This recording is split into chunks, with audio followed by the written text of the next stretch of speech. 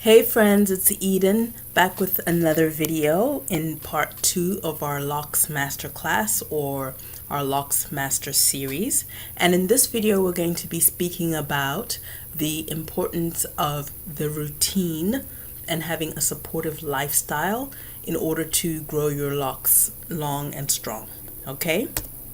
So, the routine centers around two things mainly. And that's going to be one, maintaining the scalp, and two, maintaining the hair. So let's go into maintaining the scalp.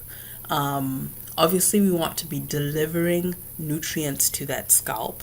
Okay, we want to, we want to do that internally through the actual blood that is circulating around the roots of the hair, around the follicles. What kind of nutrients are being delivered there, as well as topically. Right? What topically is permeating the scalp and going down to the roots and sort of nourishing the roots so that the hair becomes highly mineralized and supple and all of the things we want.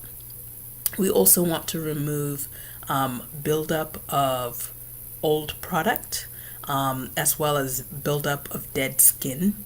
Right? We want to eliminate any kind of flaking on the scalp, and we want to lubricate the scalp so it's not dry and parched, but it's really nice and supple. The way we want the skin on our face to look, we also want our scalp to be similarly nourished and glowing. Okay, so delivery of nutrients at the product level. Okay, we'll talk about diet later, but at the product level, you want to have lots of botanical extracts in each product that touches the scalp. And that's pretty much all of the products except maybe a hairspray, and even then there are nutrients that are specifically for the hair. So you want to have a nice blend of oil-based extracts as well as aqueous extracts or water-based extracts. And in the case of locks, ordinarily for natural hair, I don't advocate the inclusion of tinctures or alcohol-based extracts, but in small amounts and some of the clarifying things, you can add tinctures. But we'll get to that when we talk specifically about ingredients in the next video. But today we're just going to stick to mostly the routine. Okay, and in terms of removing buildup and dead skin, clarifying products and clarifying regimens are crucial for keeping a clear scalp.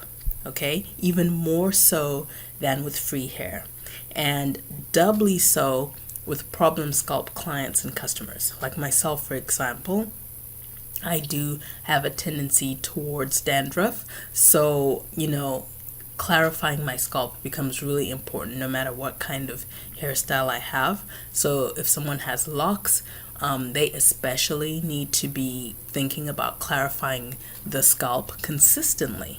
Okay, and even people who aren't prone to dandruff, this should be something that they're thinking about when they wash their hair.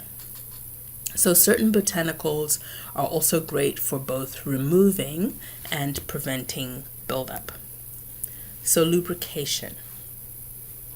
The key is to have a balance. You want to remove excess oils and product buildup and dead skin, but without stripping the scalp dry.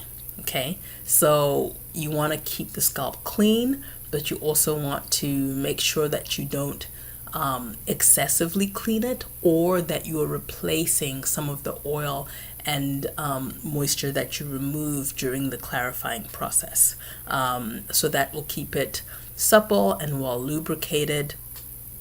Because if you have a bunch of dead skin that hasn't been clarified, the nutrients you put on top of the scalp aren't really going to be able to do their proper work, because you have pretty much a layer blocking the entry of the nutrients into the follicles, right? So you want to be clearing off dead stuff, clearing off excess oil, clearing off excess product, and still adding more oil and more nutrients just to keep everything well fed. So maintaining the hair. Okay, so you want to be delivering nutrients to the hair. You are looking to add moisture, enhance elasticity, reinforce structure, and you also want to maintain the color and the shine or the luster of the hair. All right. And one thing I want to say about color, well, I'll get into that when we get to that section, but delivery of nutrients, this is really going to be more about the base of the locks, okay? In terms of nutrients that nourish the hair further down the locks, especially the parts that are already locked, especially once the hair is really long, the nutrients aren't really going to be reaching way down there. So you're really focusing on nutrient delivery to the scalp and to the base of the locks. All right. And so whatever you do to the base and to the hair that's still growing out will serve you in the long time. So by the time it becomes dead hair towards the end of the locks, it's already really well formed hair and strong hair. So it's going to be less prone to sort of breakage and falling off and breaking off and having that sort of ratty-tatty look that prevents locks from looking really nice or only going to a certain length before they break off. Okay, so most botanicals for the actual hair strand, as opposed to the scalp and the base of the locks, is going to be focused on the look and feel of the hair. So we want the hair to feel soft, we want it to look shiny and healthy and vibrant. So that's a different set of botanicals that really is about making the hair feel a certain way in the hands and look a certain way to the eye. So botanicals for the root are going to be for fostering growth. They're going to be for balancing the scalp or, preventing dandruff. And they're also going to be nourishing for creating strength and protecting the structural integrity of the hair, right? Just kind of making the hair like nice and strong and sturdy, like a rope as opposed to like a thread. Moisture. So those of us with locks or who've had locks, or even just who wear their hair natural, who are of African descent, know that locks can get really, really super dry. So obviously soaking wet locks feel better than bone dry ones. But who wants to walk around with soaking wet hair all day long, especially soaking wet locks? Because when locks are soaked with water, as we know from the shower, they feel much heavier, right? So we can't walk around with wet locks all day. It's not convenient, and it's not comfortable. So what can we rely on to keep our hair moist? Most people who have their hair free and natural are using things like leave-in conditioners and this and that, so that their hair doesn't look dry, so that it feels soft, all of those things. Thankfully with locks you don't have to worry about detangling, but you do need to be aware or concerned or work concertedly to maintain the right balance of moisture. Okay, so lots of water in the hair, and humectants, which means things that attract water. So water attracting, water holding type of ingredients, okay, and oils. So water, humectants, and oils in the hair are going to be what maintain moisture, right? As well as botanicals that enhance moisture, but we'll get to that in the ingredients video. Elasticity. Okay, so the lady on the right doing her little exercises with the stretching bands, we all know what elasticity is, but somehow we tend to forget about it when it comes to our hair. And so if you take most African descent hair, whether it's really loose and wavy or whether it's super tight and coily, like mine, healthy hair will have a certain level of elasticity to it. It will spring back to its curly, wavy shape, right? Curly, coily, wavy shape, whatever the shape is of your natural hair. So once your hair loses this sort of spring and elasticity, it's more prone to breakage, and it's kind of a sign of unhealthy hair. Even hair that's straightened to a degree should have a little bit of stretch to it. And that stretch is obviously here what I'm referring to as elasticity, and it'll help your hair not, even if you go through a spell where your hair is really dry, it won't just break off because it's so brittle and has no elasticity to it. Structure.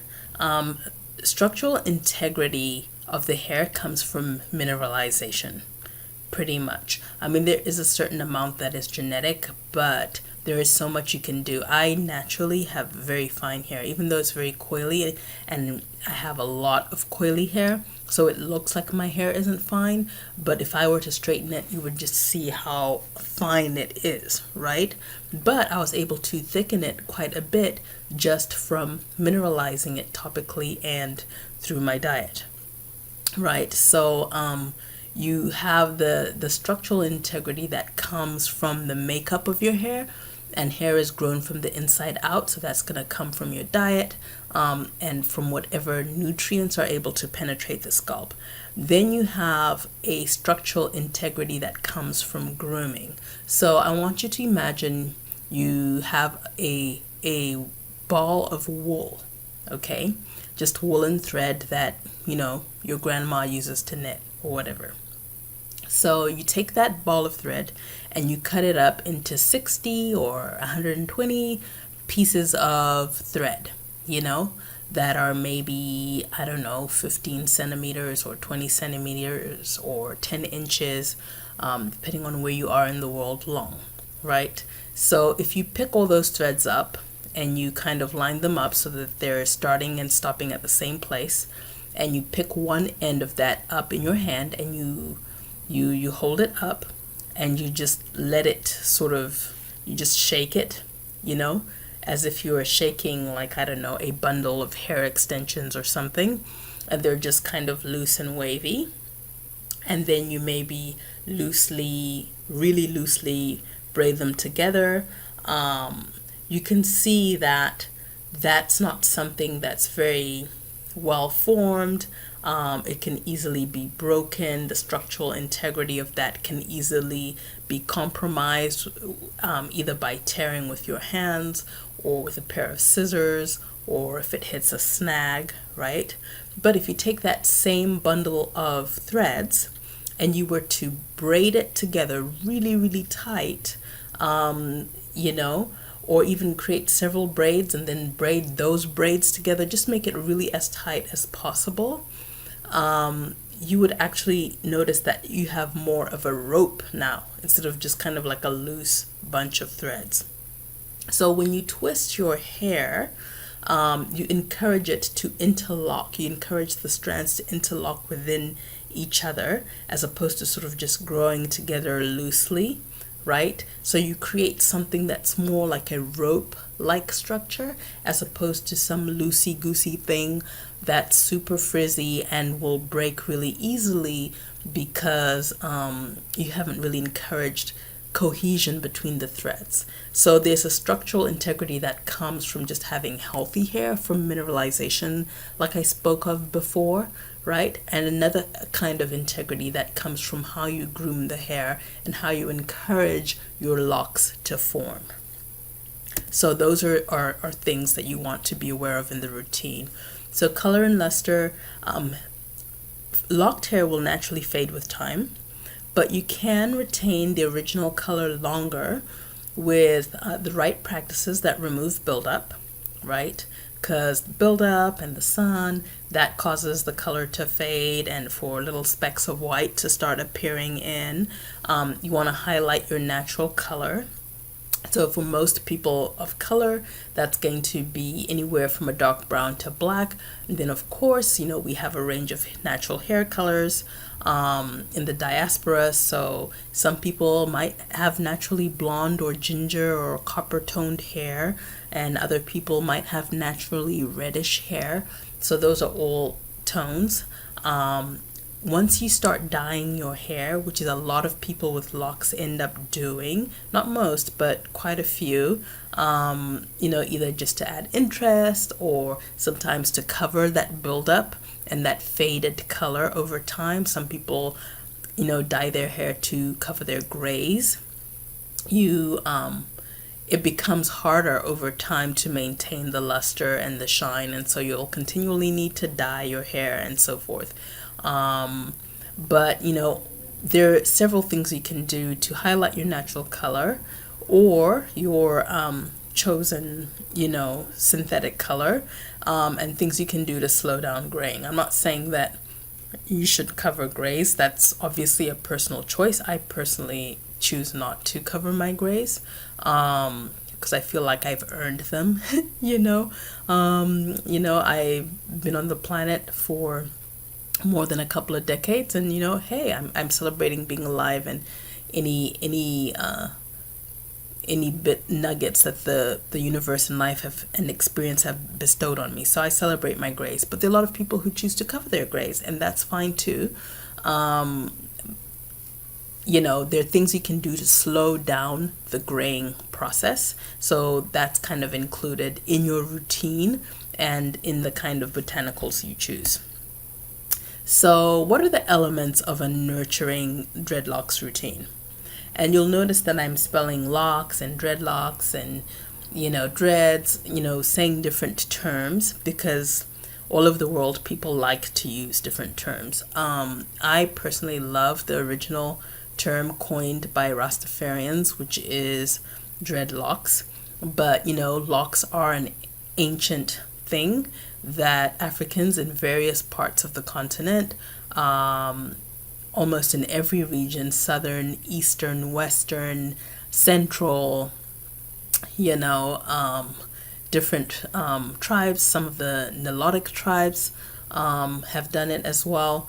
Locks are sometimes rite of passage, sometimes they're just for certain groups, sometimes they're the traditional hairstyle in a certain ethnic group. So they come long before the Rastafarian movement, but I like to give props to the Rastafarians because they were instrumental in making them popular throughout the diaspora, or more commonly recognized, and and then with the emergence of hip-hop, they've experienced another renaissance. But I love the term dreadlocked, and you can look up how that term came to be. I'm not going to go into the politics of it. Some people don't like the term dreadlocks. They prefer the term locks because they don't like the word dread in there. So, just call them what you like. But I switch it up in this presentation just to keep everyone happy. So, elements of a nurturing dreadlocks routine. These are different steps. You don't have to use all of them all the time, as you'll see in the sample routines. But a hot oil treatment, I think, is really necessary. You don't have to do it every single week, but it is an element, and we'll talk about that in a bit. A clarifying shampoo, a clarifying vinegar wash, a clarifying vinegar rinse, and I will distinguish between those two in a minute. A conditioning spray and or a refreshing spray. An aloe twisting serum or gel, and a twisting butter.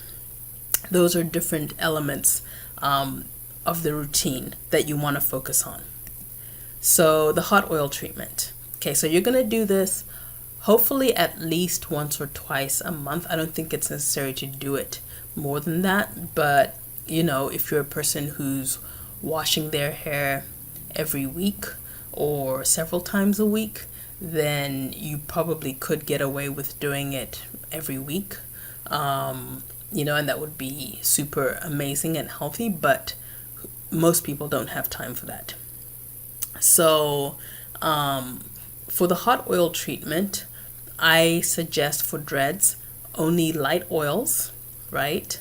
They can be dry or light, it's okay, but no more than 20% of a heavier oil mixed in. So if you want to use castor oil, if you want to use olive oil, if you want to use sesame, if you want to use, I don't know, a sterol or a butter or something like that, I wouldn't do more than 20% of it. But for the hot oil treatment, I generally like light oils only. So things like grapeseed and rice bran and jojoba, almond, apricot, watermelon seed, marula. There's tons of different light oils that you can look at.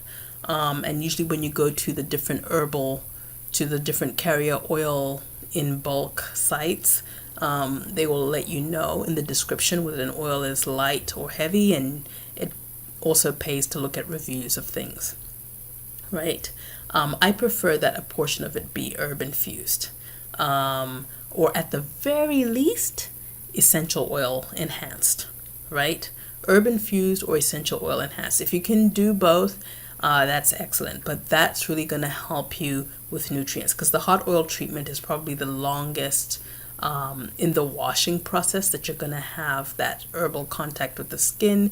You're going to have the heat that's going to be dilating blood vessels, making nutrients more readily penetrable to the scalp and thus bloodstream, and just really doing overall good stuff in the scalp area, which is going to help with growth, and it's going to help with mineralization if you've included those really amazing ingredients in there. So with the hot oil treatment, you will want to use a shower cap or a sort of modified plastic bag if you don't have one, and you will want to use some external source of heat. In a crunch, you could use a hot wet towel that's been wrung out, right? After you've wet your hair with hot water, just to give you a head start. Soak the scalp and hair with the oil, and then sort of cover, and then use like a hooded dryer ideally. But if not, you can use one of those microwave caps. You can find a way to just add some kind of heat so that you're really opening up the pores in the scalp and getting those nutrients in. Okay, so clarifying shampoo. So moisturizing shampoos usually have conditioning agents in them that build up in the hair. There are some moisturizing shampoos that don't, but unless you know how to make shampoos, or unless you know how to read shampoo ingredients, you might not be able to tell. So usually a good way to tell, this is not foolproof, but usually a good way to tell is to stay away from creamy shampoos, because usually they have some kind of emulsifier in them, which can cause buildup in hair that's locked. Not in hair that's free necessarily, but in locked hair for sure. And shampoos that say detangling or conditioning, those are usually telltale signs that they have things in them like ammonium salts and conditioning emulsifiers and other things that are lovely in free hair, but in locked hair they just tend to build up. So you want to stay away from that. Shampoo bars that are soap based are usually great. There are very few of them that would conflict with that. Liquid Castile soap and liquid black soap are fine too, but you will want to follow those with a vinegar rinse, usually because the pH of those isn't adjusted the way a regular bottled shampoo is. So the vinegar rinse will help to bring the pH down to normal scalp skin level, from the sort of very alkaline level that a shampoo bar or a liquid Castile or a liquid black soap will give.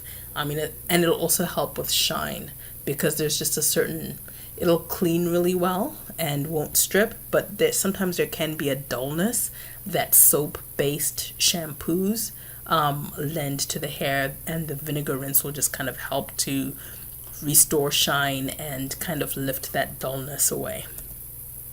So let's talk about a clarifying vinegar wash. Okay, so this is different from a vinegar rinse, right? But a vinegar wash, usually the proportions for that are half apple cider vinegar. You could also honestly use just distilled white vinegar if that's all you can find. But raw apple cider vinegar is going to have more benefits for the scalp. But the distilled vinegar is suitable for just cleaning the scalp. It will get that job done. And for restoring pH to the hair. So half vinegar to half water, or 1/3 vinegar to 2/3 water. And if the hair is super long, you might need to do it twice. So usually about 32 ounces. I should have looked it up before I came on here what 32 ounces is. I'm guessing it's probably about 1.5 liters or a liter of liquid, right? Is usually enough to wash the hair. If your hair is really super long, you might need to do it twice with 2 different batches of vinegar wash. So what you do is you create your mixture, and then over the sink or over the bathtub, you place a bowl, and you kind of lean your hair over the bowl, and then you pour carefully, obviously, to avoid your eyes, but while rubbing the scalp, especially, right? The vinegar water over the hair and scalp, and then you kind of squeeze it through the hair strands, get all the hair strands, get the scalp, and then the bowl is going to catch the vinegar water as it runs from your hair, right? And then you're going to take that vinegar water, you're going to pour it back in your jar, and then you're going to put the bowl back in the sink or tub, and you're going to repeat the process. And you're going to do that 2 or 3 times. And if your hair and scalp still don't feel clean after that, you can throw that away and repeat the process. But either the first time or the second time, you're definitely going to have squeaky clean hair that feels really good, and it's not going to feel really, what's it called? It's not going to feel really stripped, right? And, sometimes this isn't necessarily always ideal for, say, children. And it's definitely not ideal for, let's just say, someone who has open wounds on their scalp. It's probably not ideal for them to use something like this. If they were at a hairdresser or something, you could just use it on the hair portion without touching the scalp, But for people like that, the vinegar might feel a little bit stingy on their open wounds. Okay. But, on the other hand, it also could be healing. So maybe just a vinegar rinse for them as opposed to a wash. Okay, so one way to enhance the vinegar wash is by switching out the water portion for a strong herbal tea. So you would mix your vinegar with an herbal tea. You could also infuse some of the vinegar portion with herbs over time and use that. You can switch out part of the water for clarifying hydrosols and distillates, which will help it smell really nice. And you could also switch out part of the water for aloe juice, just to make it more hydrating and nourishing and mineralizing. So that's the vinegar wash. That is part of the clarifying process. So the vinegar wash is going to help remove dandruff, bring pH balance to the scalp, and remove buildup from hair, and it helps the hair to shine and to feel soft. The vinegar rinse, on the other hand, what's the difference between a vinegar wash and a vinegar rinse? A vinegar rinse is much, much more dilute. So some people will say a few teaspoons of vinegar to a whole jar of water. I don't really see what that does, but especially for locks, maybe for free hair or really short hair or something like that, or really straight hair. But I really like to do about 1/8 vinegar to water. And if you want it really strong, you could do 1/4 vinegar to water. And this, as long as you're tilting the head way, way back, is safe to use even on children and babies and stuff. It has the same benefits as the vinegar wash, but obviously it's less cleansing because there's less vinegar in it, which is the cleansing agent, right? So it's just going to remove a little bit of buildup. I recommend it regardless of what regimen you're doing for your locks, of what product line you're using, even if you have to DIY it at home. And especially for people who choose to use things like conditioners in their locks, which I don't recommend. But if you choose to do that, you definitely should do a vinegar rinse from time to time. I really think it's a non-negotiable for healthy dreads. It has a lot of the benefits of the vinegar wash, and it really just kind of helps to keep the hair nice and not build-uppy, give it shine, balance, softness, all the things that we want. And actually, I got recently introduced to the idea of spraying vinegar on the scalp in between washes from a friend of mine who owns an herbal shop here in Phoenix.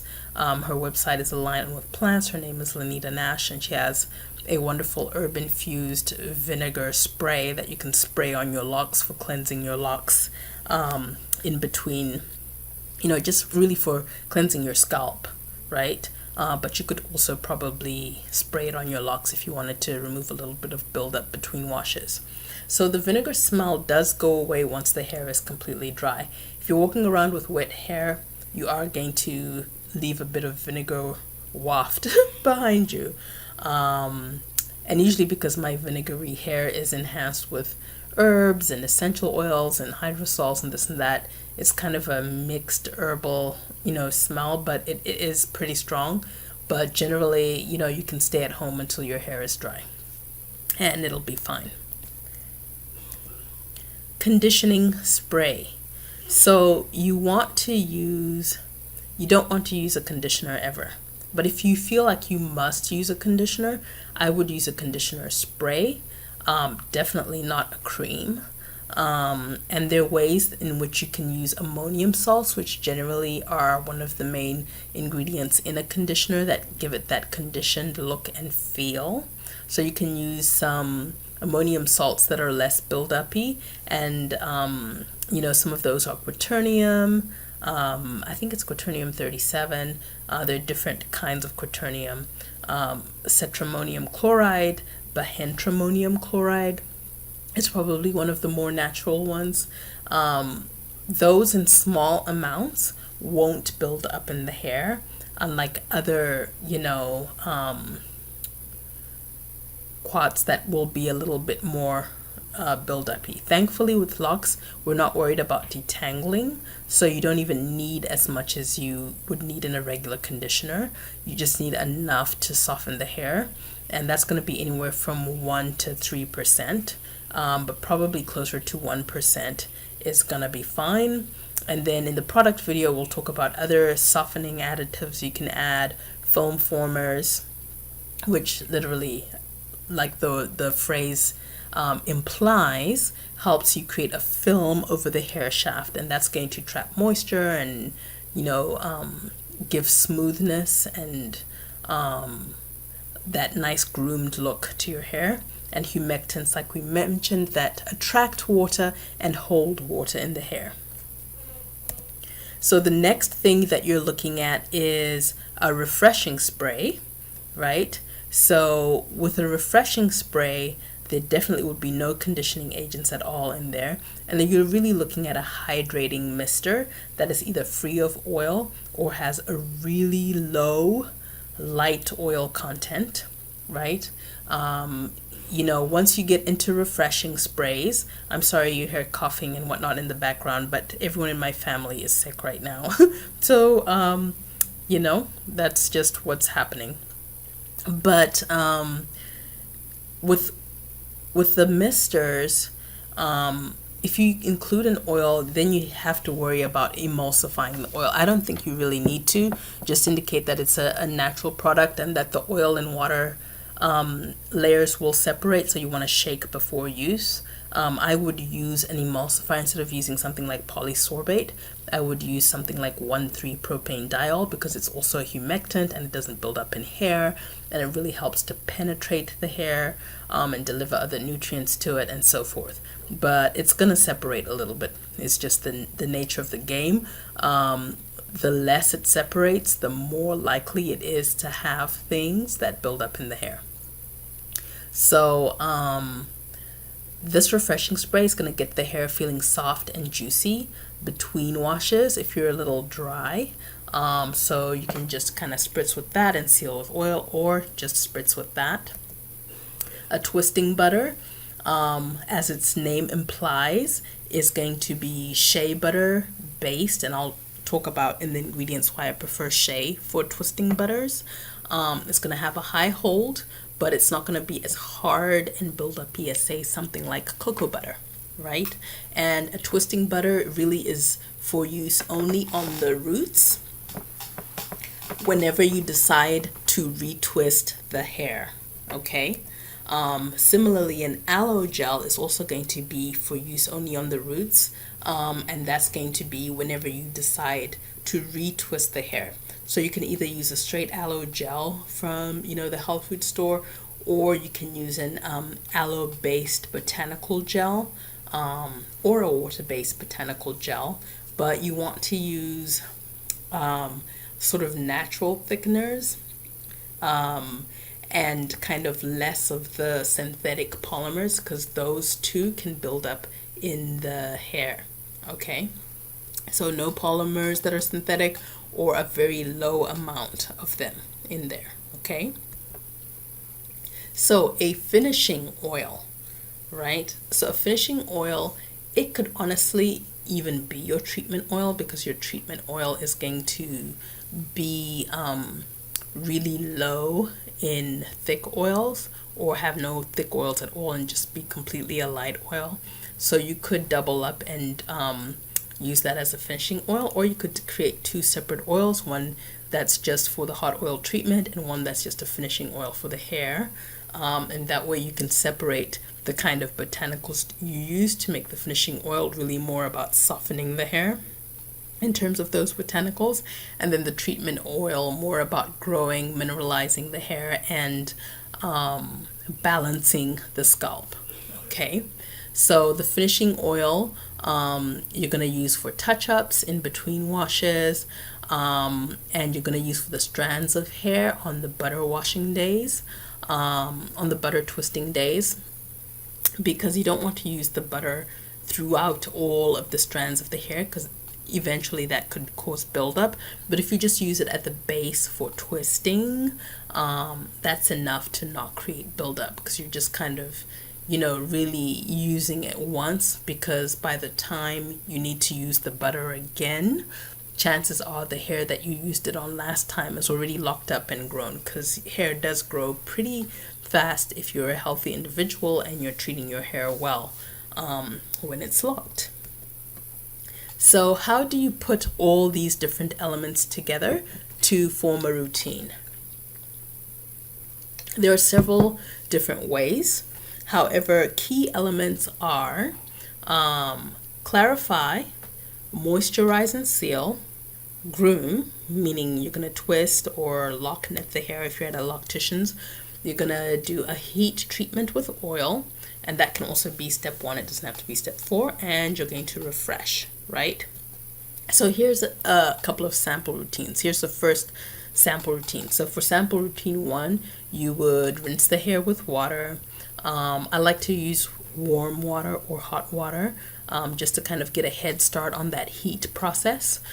So then you would saturate the scalp with your treatment oil, and then you would dab the oil onto the strands as well to the best of your ability, just kind of using your hands. You don't have to get every single strand, but just kind of get some on there. And then you're gonna kind of wrap up your hair, put a shower cap over it or a plastic bag, and then you're gonna put a hot wet towel on it, or alternatively you are going to sit under a hooded dryer, right? and you're gonna go with heat for 20 to 30 minutes. You can even go longer if you have the time for it, and really get that scalp nice and warm slash hot. And you want, you know, your pores to open a little bit. You want those blood vessels to dilate so the nutrients can really penetrate in there, right?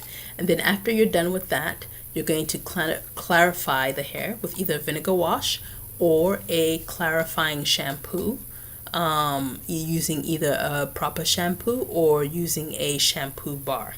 Okay, so if you do use a shampoo or shampoo bar instead of a vinegar wash, you will follow it off with a vinegar rinse. However, if you use the vinegar wash, you can just skip the vinegar rinse altogether, right? Because you've kind of already done it. Okay, and so once your hair is clean, you're going to moisturize it with a conditioning spray or a hydration spray, just kind of from root to tip. You could also just use straight aloe juice. And then you're going to top that up with a finishing oil. Just kind of spread it in your hands and then just rub your hands down the length of the lock, right? You're going to twist the base with aloe gel. This is really more when you're focusing on the base only. This is when your hair is already locked. Obviously, if your hair hasn't locked, you're going to twist all the way to the part where it starts locking, right? So the looser your hair texture is, the longer this is gonna take. And so there are things you can do to enhance the locking process, but you know, I don't know that I will talk about those here, but I know that a lot of people will recommend things like taking a dip in the ocean, in which case you could just do saltwater sprays for yourself and so forth. You know, less frequent washing, which is hard to do if you have a problem scalp, but if you can get away with less frequent washing in the first few weeks or few months, you know, sort of kind of go 2 or 3 weeks between washes. I could never ever go longer than 5 days. But if you're the kind of person who has a scalp that can withstand that, then, you know, knock yourself out. You can always clarify in between with that vinegar spray on the scalp that I talked about. All right. So, so let's just say you're doing the sample routine 1. Because you gave yourself a hot oil treatment, instead of twisting with a butter, I would twist with the aloe gel, right? Just because you already have a lot of oil in your scalp already, it's kind of nice and nourished. I would twist at the base with an aloe gel, and then I would sit under the hooder until at least the roots are dry. If sitting under the hood is one of those critical things, because once the roots are dry, the twisting formation that you've done will pretty much hold. But if you let go of the twist before the hair is dry, you could still end up with kind of more puffy roots, you know, which goes back to that thing of creating structural integrity. I'm not saying one of those people who thinks that your locks have to look like they were drawn with a ruler and have to be completely uniform like a checkerboard, but in terms of formation, at some point you will need to twist the hair in order to make sure that you're keeping that structural integrity nice and tight. Okay, so sample routine number 2, you're gonna rinse the hair with water. Okay, clarify with a vinegar wash, clarifying shampoo, or clarifying shampoo bar, whatever you choose to do. Again, if you do use a shampoo or shampoo bar, use a vinegar rinse here, otherwise skip the vinegar rinse. Okay, then you're going to moisturize with a conditioning spray or just straight aloe juice, and then you're going to twist the base with butter. So as you can see in this routine, you've just completely skipped the hot oil treatment. So in this case, I would use a butter, so you're still getting some kind of oil on the scalp. And when you twist with the butter and then you sit under the hood, the butter is gonna melt into the scalp. Okay, so you're kind of still getting that a bit of a hot oil treatment there. The butter is going to melt into the scalp, which is why I also think it's a good idea to include botanicals in your twisting butter, and definitely essential oils. So you're getting that nice heat with nutrients melting into the scalp, and of course sitting under the dryer helps maintain the structural integrity that you spent all that time doing while you were twisting your hair or getting your hair twisted or locked up at the locticians, right? So that's going to moisturize the scalp as well as form your hair. And then yeah, and the oil that you put in step 4 is going to help with kind of getting a little bit of moisture in there for the week. Sample routine 3. So this would be for lazy days or in between twisting, because you really don't have to twist every single week. If you twist once or twice a month, that's usually adequate. And you know, I like the idea of switching up products a bit, so that you're getting a nice variation of nutrients and products. And you know, if you do butter all the time, that could be too build-up-y. If you do butter and oil together, that might be too build-up-y. If you do aloe all the time, you know, you might not be getting enough oil on the scalp. So kind of switching it around is helpful. So sample routine 3 for lazy days, or if you're in a rush, you're in a busy season, maybe you're sick, you don't really have time to do too much, but your hair is dirty and it needs a clean. Clarify with a vinegar wash or shampoo bar. Use vinegar rinse if necessary, depending on what you did in that step 1. Use your hydrating spray or conditioner spray, right? Seal it with the finishing oil. And then if it's important to you, just twist your edges with whatever twisting product you desire, or you can just leave it be.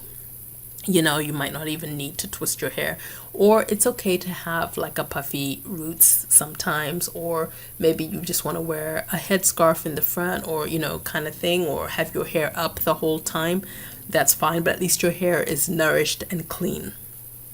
So just, you know, whatever your preference is. But if you feel like it, you really want it to look a certain way, super manicured, you can twist just your edges, especially the longer your hair is, and get away with that. And of course that's optional. So you would really basically just be washing it, spraying it, sealing it with oil. If you want to, you can twist the front and the sides. Okay, then I would also apply either the oil or the butter, but only to the bits of your scalp that are prone to dryness and flaking, so it doesn't become a big huge project. And then sit under the dryer until the roots are dry.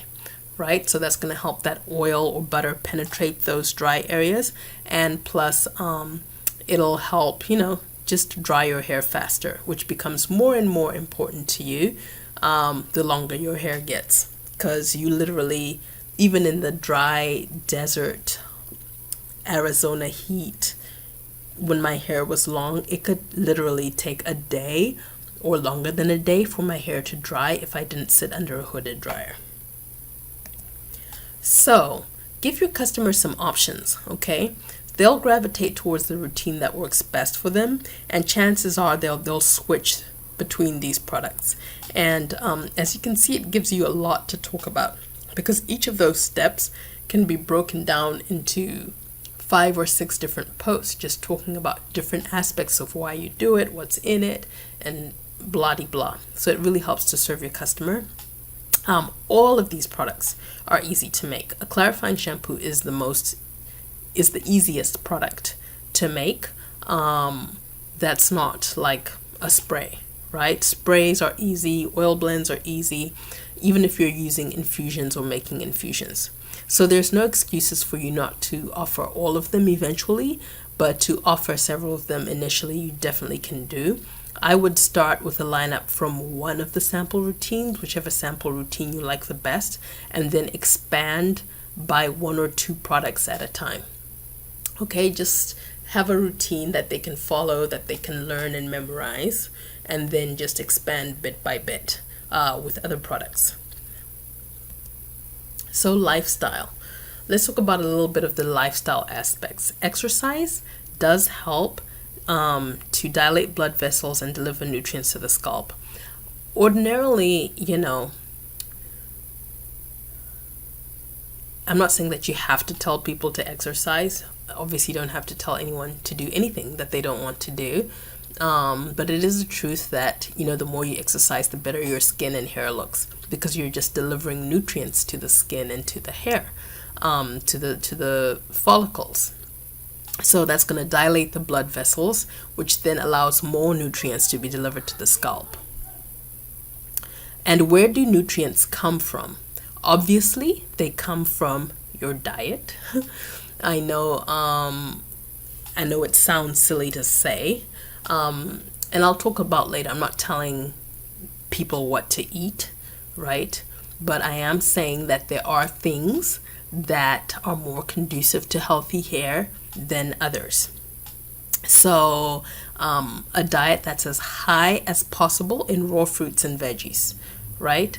Of note are cucumbers, seaweed, leafy greens, fresh pressed juices,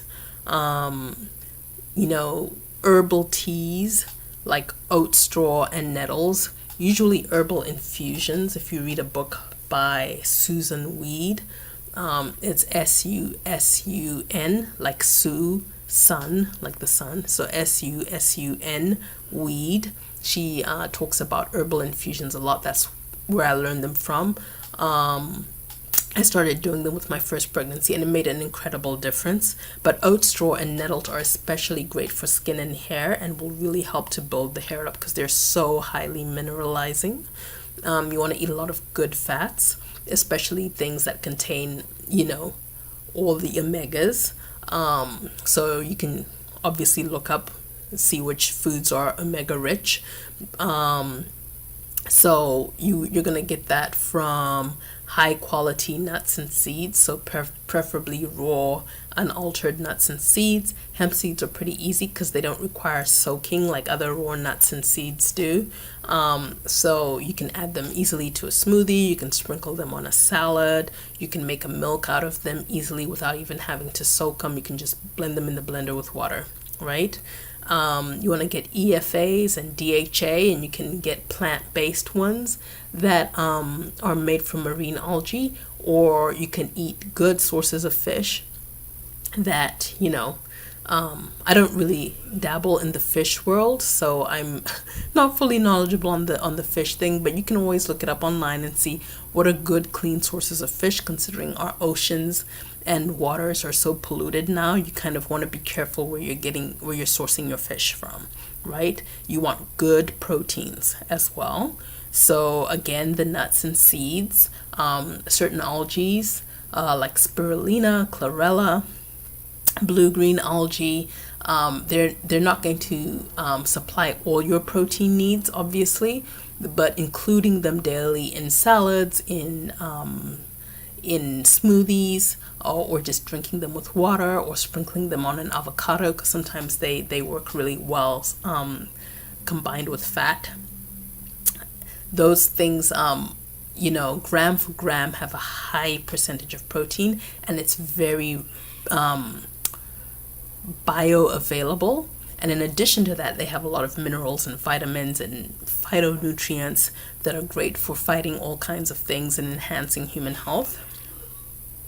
So, and for those of you that are pescatarian, or that have more of a blended diet or an omnivore diet, you can try to get hormone-free meats that I'm sorry, I'm going to pause this because there's just a lot of coughing going on in the background. Maybe it's all done. But hormone-free meats that are lean, okay, that will kind of help, because once you start eating things with hormones, that's also going to mess with your ability to create healthy hair and skin. Okay, so like I said before, my apologies for that pause. I just had to stop while everyone Well, I got everyone together. So, diet, like I was talking about, is a very personal decision. I really don't believe in telling people what to eat.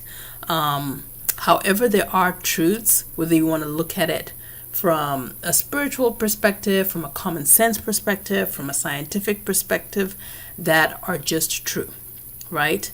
One is you are what you eat. We've heard that saying, for decades now.